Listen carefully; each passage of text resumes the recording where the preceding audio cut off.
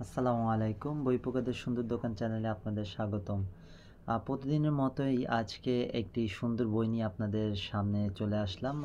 একটি সুন্দর বই নিয়ে আলোচনা করব ইনশাআল্লাহ। আ আসলে আজকে আমার হাতে যে বইটা আছে সেটার নাম হচ্ছে গিয়ে সুখের সন্ধানে, লিখেছেন হচ্ছে গিয়ে বার্ট্রান্ড রাসেল। বার্ট্রান্ড রাসেল সম্পর্কে আশা করি কম বেশি সবাই মোটামুটি জানবেন যারা দর্শনের বই সম্পর্কীয় পড়াশোনা করেন।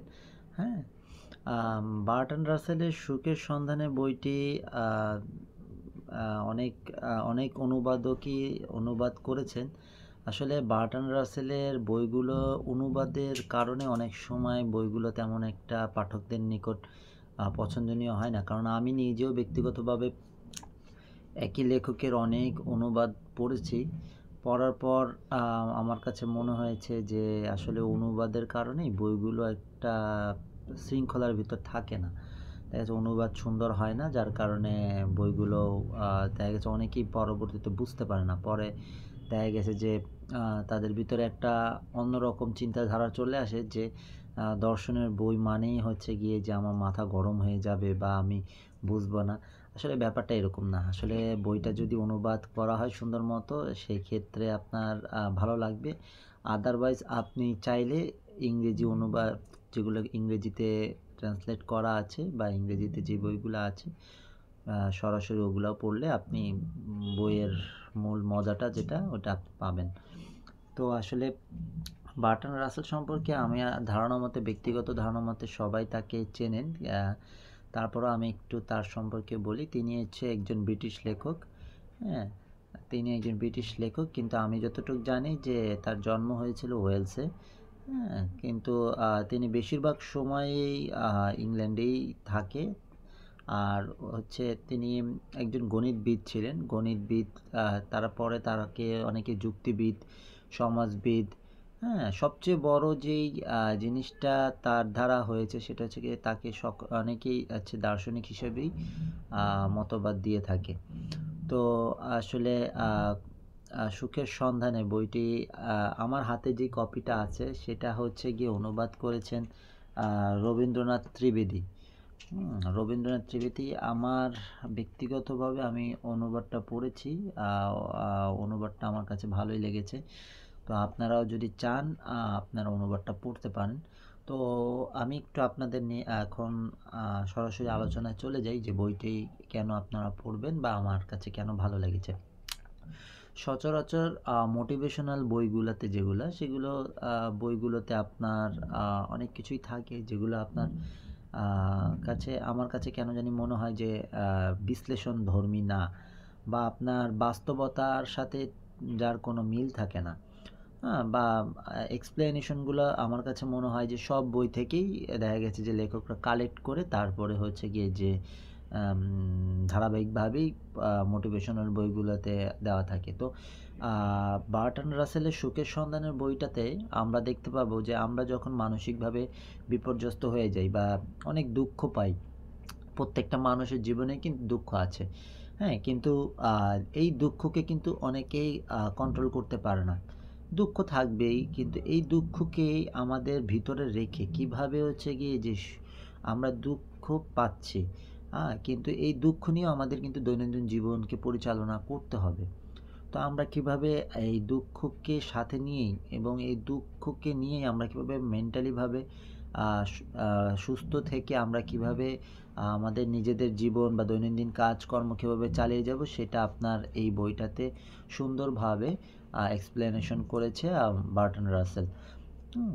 তাছাড়া আমি আরেকটা জিনিস আমার কাছে খুব ভালো লেগেছে, একটা টপিক, সেটা হচ্ছে গিয়ে যে বার্ট্রান্ড রাসেল একটা জিনিস এই বইটাতে বলেছেন যে একটা ভালো বন্ধু জোগাড় করার জন্য। কারণ হচ্ছে গিয়ে যে একজন ভালো বন্ধু কিন্তু আমাদের সকলের জীবনেই দরকার। তিনি বইটিতে এরকমভাবেও বলেছেন যে একজন ভালো বন্ধু যদি আপনার একজন ভালো বন্ধুর জন্য আপনি প্রয়োজন বোধে অনেক পরিশ্রম করতে পারেন, সেটা আপনার জন্য হবে সার্থক বা স্বাস্থ্যবানের কাছে। হ্যাঁ, আমিও এটা ব্যক্তিগতভাবে মনে করি। কারণ মানুষ সামাজিক জীব, মানুষ কিন্তু একা বাঁচতে পারে না। আর নিজের প্রয়োজনেও আপনার একজন পাশে থাকা প্রয়োজন।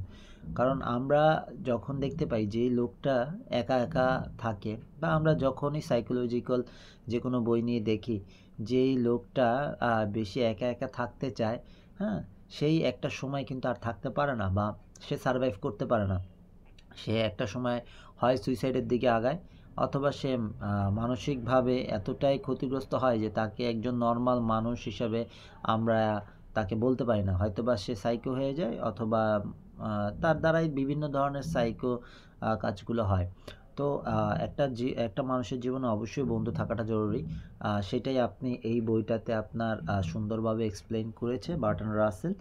আম তাছাড়া আপনি এই বইটাতে আরেকটা জিনিস দেখতে পাবেন যে কারোর সাথে প্রতিযোগিতা না করা।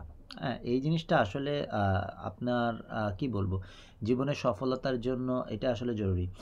প্রত্যেকটা মানুষের ভিতরেই কিছু গুণাবলী আছে। আপনারও আছে, আমারও আছে। তো আপনার গুণাবলী দেখে আমি যদি আপনার সাথে প্রতিযোগিতা করতে যাই, সেক্ষেত্রে আমি হয়তোবা, মানুষ চেষ্টা করলে সব কিছুই পারে। কিন্তু আমার ভিতরে যে আনন্দটা বা আমার ভিতরের যে গুণাবলীটা, হ্যাঁ, সেটা কিন্তু প্রকাশ পাবে না। বা দেখা গেছে যে আমি জেদের কারণে বা হিংসার বশবর্তী হয়ে আমি যখন আপনার সাথে প্রতিযোগিতা করব, হ্যাঁ, তখন হয়তোবা আমি আপনার চাইতে সফল হব। কিন্তু একটা সময় কি হবে, আমার ভিতরে সে আনন্দবোধটা থাকবে না। বা আমি আনন্দ করব না। আমি একটা হিংসা বা এক ধরনের মানসিক অস্থিরতার ভিতর থেকে আমার জীবনটা অতিবাহিত হবে। হ্যাঁ? যেটা আমার জন্য কখনোই সফল কাম বা শুভ হয় না। সেটা মেন্টালিভাবে আমাকে আ আস অস্বাভাবিকভাবেই কিন্তু ক্ষতিগ্রস্ত করবে। আর আমরা একটা জিনিস জানি, আ মনস্তাত্ত্বিক বিষয়টা কিন্তু মানব জীবনের জন্য খুব গুরুত্বপূর্ণ। হ্যাঁ? কারণ আপনার অনেক সুখী হতে পারেন, কিন্তু আপনার মনস্তাত্ত্বিক অবস্থার উপর প্রেক্ষাপটে আপনার হচ্ছে গিয়ে ভবিষ্যৎ অনেকটাই নির্ভরশীল। তো প্রত্যেকটা মানব জীবনেই আমাদের প্রত্যেক দিনই চিন্তা করা উচিত, এবং আমাদের ওরকম অনুযায়ী পরিকল্পনা করা উচিত যাতে আমি মেন্টালিভাবে কালকে যাতে আমি সুস্থ থাকতে পারি। তো ওই অনুযায়ী কাজ করা উচিত।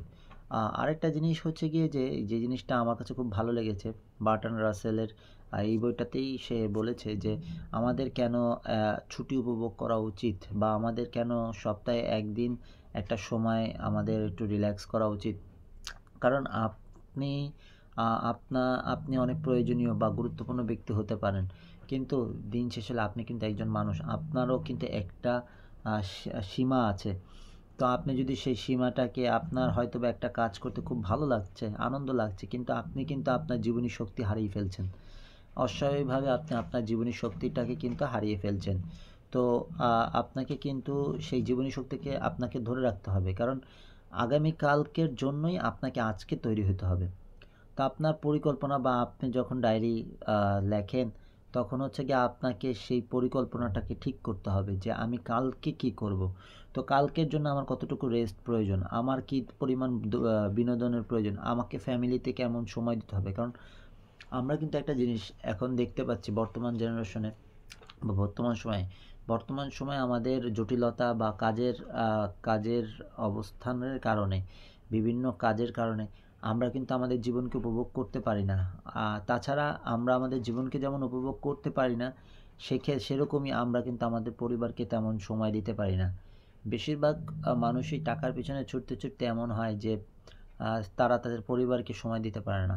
হ্যাঁ? পরিবারকে সময় দিতে পারে না, পরিবারকে নিয়ে ঘুরতে যেতে পারে না। হ্যাঁ? পরবর্তীতে ওই পরিবারটা কি হয়? একটা মানে গুমোট অবস্থা তৈরি হয়। দেখা গেছে যে তারপরেই আস্তে, আস্তে আ আ যত আমরা দেখতে পাই ঝামেলা, ঝুট-ঝামেলা শুরু হয়। আর তাছাড়া আপনি যখন অতিরিক্ত কোনো কিছু কাজ করবেন, আপনারও মস্তিষ্কের ভিতরে এক ধরনের অস্বাভাবিকতা কাজ করবে। প্রত্যেকটা মানুষের জন্যই আসলে আ রেস্ট প্রয়োজন। হুম? তো আরেকটি যে বিষয়, সেটা হচ্ছে গিয়ে যে বার্ট্রান্ড রাসেল যে জিনিসটা বলেছে, আ নিজের কাজকে পছন্দ করা। আপনি যে কাজটা করেন সেই কাজটা নিয়ে আপনার আ আ ইয়া পছন্দ করা উচিত। যে কাজটা আপনার ভালো লাগে সেই কাজটা করা উচিত। হুম? সেই কাজটা আপনার করা উচিত। হুম, অন্য অন্য অন্য অন্য মানুষ কি কাজ করছে বা অন্য মানুষের দিকে সেইটা নিয়ে আলোচনা বা সেই জিনিসটা নিয়ে মাথা ঘামানো উচিত নয়। আরেকটা কথা হচ্ছে গিয়ে যে প্রত্যেকটা মানুষের ভিতরে কিছু গুণাবলী আছে। হ্যাঁ? তো আপনি আপনার গুণাবলী বা আপনি অনেক কাজ করছেন বা আপনি অনেক সফল হচ্ছেন সেই জিনিসটাকে প্রচার না করা। কারণ প্রচার করার চাইতে আপনি যদি চুপচাপ কাজ করেন সেক্ষেত্রে আপনি সফল হবেন বেশি। আর যারা বেশি পরিমাণে মনে করেন কাজকে প্রচার করে বেড়ায়, একটা সময় এমন হয়ে যায় যে হয়তোবা এখন রিসেন্ট আমরা মনে করব যে ও বাবা সে তো অনেক কাজ করে, সে তো অনেক সফল। কিন্তু একটা সময় এই প্রচারণার কারণেই একটা সময় সে হাসির পাত্রতে পরিণত হবে। কারণ মানুষ কিন্তু খুবই বুদ্ধিমান। প্রত্যেকটা মানুষ খুব বুদ্ধিমান, খুবই চালাক। হ্যাঁ? মানুষকে প্রতারণা করা সহজ না। হয়তোবা সে সাময়িকভাবে তাকে প্রতারণা করতে পারবে।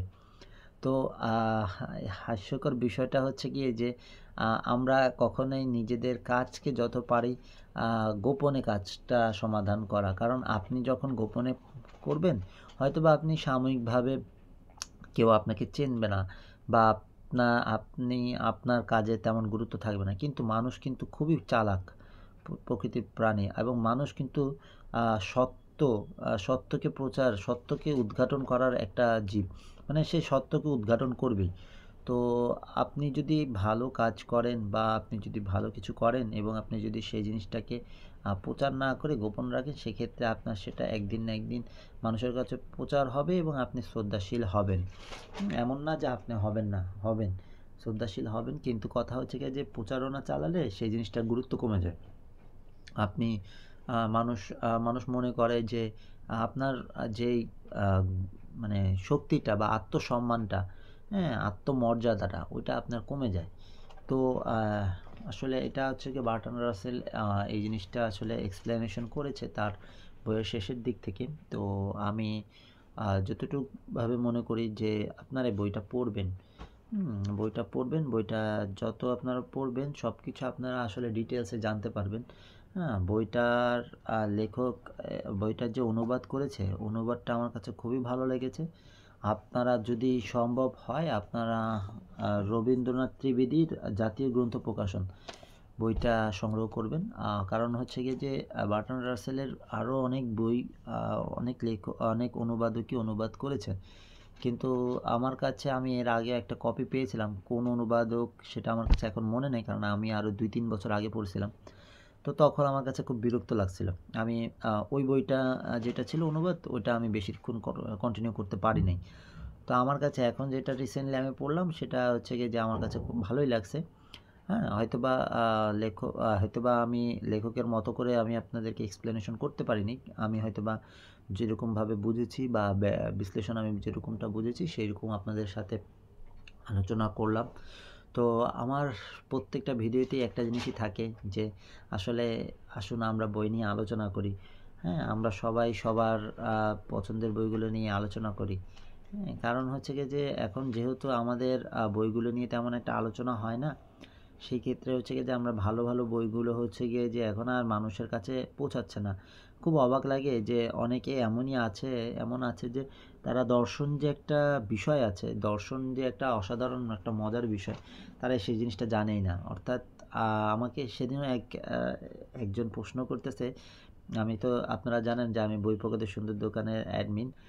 আমি হচ্ছে গিয়ে যে ওই গ্রুপটা আমি পরিচালনা করি এবং বই আমার হচ্ছে গিয়ে যে গ্রুপটাতে বেশিরভাগই হচ্ছে গিয়ে যে পুরাতন বই বিক্রি করি। তো এক গ্রাহক আমাকে বলতেছে যে, "ভাই আমাকে থ্রিলার বই দেন।" তো আমি থ্রিলার বই দিলাম। থ্রিলার বই দেওয়ার পরে সে আমাকে প্রশ্ন করতেছে, "ভাই আপনি ভালো বই কেন দিচ্ছেন না?" তা আমি বলছি, "আপনি কি পছন্দ করেন?" তো সে বলতেছে যে, "ভাই আমি আমি সব বই পছন্দ করি।" তো আমি তাকে একটা দর্শনের বই দিছি। সে বলে, "এটা কি বই?" আমি বলছি, "এটা তো ফিলোসফির বই।" বলছে, "এটা আবার কি জিনিস?" হ্যাঁ, আমি বলছি, "আপনি গোয়েন্দার বই পড়ছেন, আপনি এত কিছু বই পড়ছেন, আপনি ফিলোসফি বই কি চেনেন না? বা ফিলোসফি বই কি আপনি এনজয় করেন না?" তো উনি বলতেছে যে, "ভাই আমি আমি কোনো ফিলোসফির বই-টই আমার এগুলা দরকার নেই। আমি শুধুমাত্র গোয়েন্দার বই পড়ি।" যাই হোক, ব্যাপারটা হচ্ছে গিয়ে যে এমন না যে আমি তাকে মানে খারাপ কিছু বললাম বা সে নাই জানতে পারে। কিন্তু ব্যাপারটা হচ্ছে গিয়ে যে আসলে আমাদের ওভারঅল সবকিছু নিয়ে আলোচনা করা উচিত এবং সবকিছু সম্পর্কে ধারণা রাখা উচিত, পড়া উচিত। আমি কিন্তু সেই আ পাঠককে আমি কিন্তু কোনো অসম্মান করছি না। কারণ সে নাই জানতে পারে। কিন্তু আমাদের সমাজে এমন একটা অবস্থা তৈরি হয়েছে যে আমরা কিন্তু অনেকেই অনেক বিষয় সম্পর্কে জানতে পারছি না বা জানছি না। এটা কিন্তু আমাদের নিজেদেরই ব্যর্থতা। কারণ আ আপনি যদি এই সামান্য বিষয়গুলি এখনো যদি না জানেন বা না বোঝেন, সেক্ষেত্রে হচ্ছে গিয়ে যে আমাদের আসলে শিক্ষা ব্যবস্থাটাই অনেক যে দুর্বল বা আমরা যে শুধুমাত্রই চাকরির জন্যই পড়াশোনা করি, সেই জিনিসটাকেই আমরা হচ্ছে গিয়ে যে বারবার প্রচার করি। তো আসলে উম আ আমরা কেন আসলে চাকরি কিন্তু একটা মানব জীবনে সবকিছু নাই। আমাদের অনেক কিছুই আসলে এটা আপনাকে আমি বোঝাতে পারবো না বা বোঝানোর অধিকারও আমার নেই। হ্যাঁ? কারণ আপনাদের উচিত সব বই পড়া, সব ধরনের বইগুলো পড়া। নন ফিকশন, ফিকশন সব ধরনের বই সম্পর্কে পড়া এবং সবগুলো বেশ কিছু বই সম্পর্কে আপনাদের ধারণা থাকা উচিত। তো আচ্ছা, যাই হোক, আপনাদের সাথে অনেকক্ষণ আলোচনা করলাম। সম্ভবত আমি লাস্টের দিক থেকে আপনাদের সাথে একটু বেশি জটিল করে ফেলেছি। আম আসলে আমার এরকম কোনো ধারণা না বা আমি হচ্ছে গিয়ে ওরকমভাবে কিছু বোঝাতে চাই নাই। হুম? যে এটা আসলে আপনারা সবাই বই পড়বেন বেশি, বেশি এবং বই নিয়ে আসলে রিভিউ করবেন। আশা করি আমার ভিডিওটা আপনাদের পছন্দ হবে এবং আরেকটা ব্যাপার, আমার আ ভিডিও ভিডিওটা দেখে আপনারা চেষ্টা করবেন যেন YouTube চ্যানেলটাকে সাবস্ক্রাইব করে রাখার। কেননা আমি যেহেতু আপনাদের সাথে আলোচনাগুলো করছি, আ আশা করি আপনারা আরও ভালো কিছু বইয়ের ডিটেইলস জানতে পারবেন। আ যদিও আমার চাইতে আপনারা আরও ভালো গুগলে বা হচ্ছে গিয়ে যে বইটা আপনারা কালেক্ট করে যদি পড়েন, সেক্ষেত্রে আমার ধারণা ব্যক্তিগতভাবে আপনাদের ভালো লাগবে। কারণ এই বইগুলো আসলে কি, এই বইগুলো সচরাচর সব পাঠকদেরই ভালো লাগে। তো আপনারা যদি একটা ভালো বই পড়েন, সেক্ষেত্রে আপনাদের চিন্তা চেতনা সবকিছুই একটা সুন্দর একটা নিয়ম শৃঙ্খলার ভিতরে চলে আসবে। হ্যাঁ?